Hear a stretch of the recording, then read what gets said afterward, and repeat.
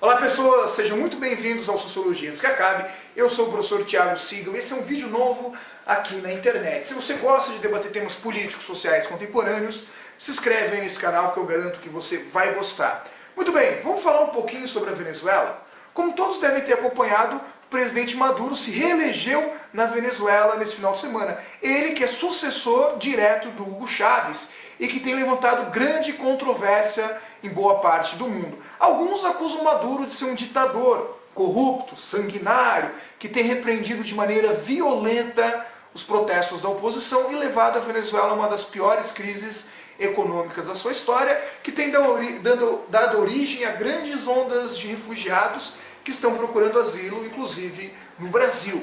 Outros olham para Maduro como uma espécie de alternativa ao socialismo que fracassou na antiga União Soviética. Pois bem, o fato que nós sabemos é que muitas das críticas feitas ao Maduro são extremamente desonestas e ideológicas. E é claro, muitos dos elogios feitos a Maduro vão na mesma linha. Nós sabemos que os interesses dos Estados Unidos em desestabilizar aquela região são voltados pelos interesses do petróleo. Ou alguém realmente acha que hoje os Estados Unidos está preocupado com a questão da democracia, visto que nós sabemos que há um antagonismo muito grande entre Venezuela e Estados Unidos, principalmente quando o assunto é petróleo. Nós sabemos também, por outro lado, que na Venezuela, Nicolás Maduro controla a mídia, controla grande parte da imprensa e faz isso através da presença de uma grande mídia estatal. Pois bem, o que realmente acontece na Venezuela? Será que as pessoas estão de fato preocupadas com a situação dos venezuelanos? Eu gostaria de dizer para vocês logo de cara, os comentários do tipo, existe fome na Venezuela, existe pobreza na Venezuela, culpa do socialismo, são comentários que sinceramente são tolos. Um tipo de comentário que não dá pra gente aceitar muito. Inclusive parece que tem brasileiros, partes de uma certa elite brasileira, que olha para a Venezuela, mas não olha para São Paulo. Que vai dizer, tá vendo? Fome na Venezuela e nunca deu uma volta no centro de São Paulo para ver a fome ali, ou a fome no Nordeste. Eu vivo na região sul do país, a nossa região é que tem o menor índice de Gini, ou seja, a menor desigualdade do país. E ainda assim, nós vemos muita pobreza e fome por aqui. Então essa preocupação sobre a fome dos venezuelanos me parece um tanto quanto cara de pau. Porque o cara se preocupa com a fome na Venezuela, mas esquece do Brasil, então isso não é muito legítimo. Mas vamos falar um pouquinho sobre Venezuela. Via de regra, os governos, sejam eles governos autoritários, como o do Maduro, ou governos democraticamente eleitos, como por exemplo do Lula e da Dilma no Brasil, se sustentam baseado em três coisinhas. A primeira delas, é claro, o apoio da população. A segunda delas, extremamente importante, o apoio dos políticos e o domínio do Congresso. E a terceira, apoio das classes produtivas do país, seja do setor industrial ou do setor financeiro.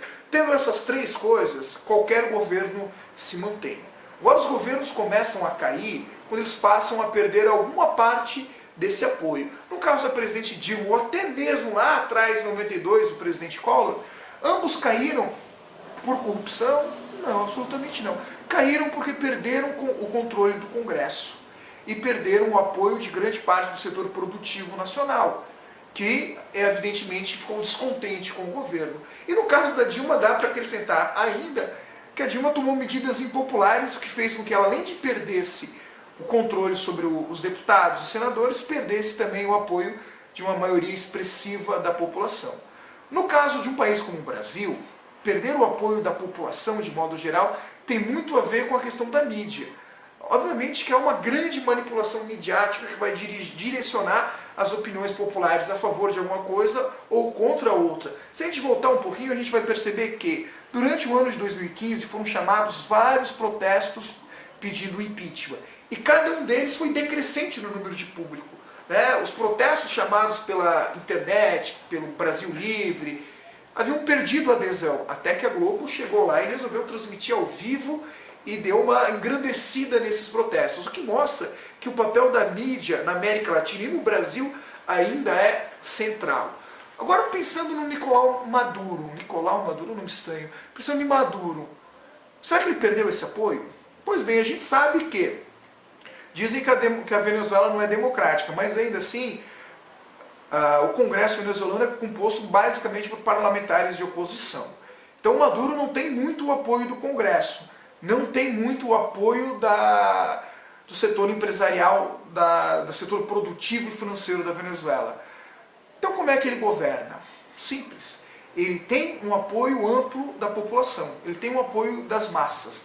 Aí a gente pode discutir se isso é resultado do velho populismo da América Latina, mas o fato é, Maduro tem o apoio das massas. E por que a grande mídia venezuelana não consegue tirar esse apoio do Maduro? Em parte porque Maduro faz o controle das mídias, apesar de ter uma grande rede de televisão privada na Venezuela, mas ele consegue fazer isso através da presença de uma rede estatal.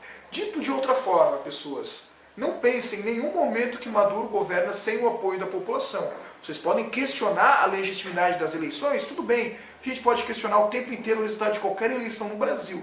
Compra de votos, troca de votos por consultas. Todo mundo sabe que isso acontece em todos os municípios. Então vamos acreditar que na Venezuela é diferente. Mas o fato é, Maduro tem o controle da população, de ampla parte da população, porque consegue fazer também o controle da mídia através de uma empresa forte de comunicações estatais. E reparem que ao dizer isso, eu não estou aqui pretendendo dizer se o governo de Maduro é bom ou é ruim, não me interessa esse julgamento de valor. Aliás, esse julgamento de valor não interessa a nenhum de nós, interessa ao povo venezuelano, eles que de maneira soberana precisam decidir isso. O fato é, o caso do Maduro faz com que a gente perceba como o controle da mídia é importante na manutenção de um governo ou na derrubada de um governo. Temos interessantes artigos que discutem isso dentro da sociologia.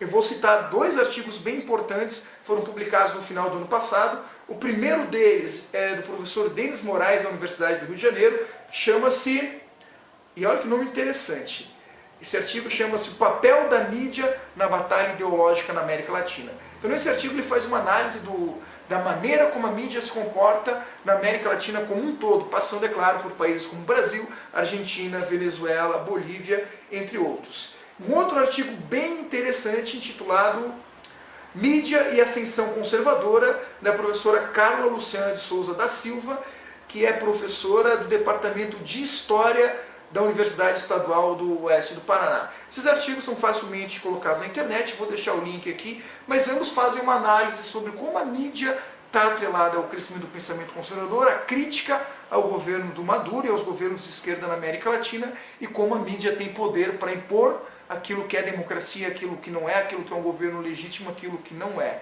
Pois bem, espero que tenham gostado do vídeo, forte abraço a todos e valeu!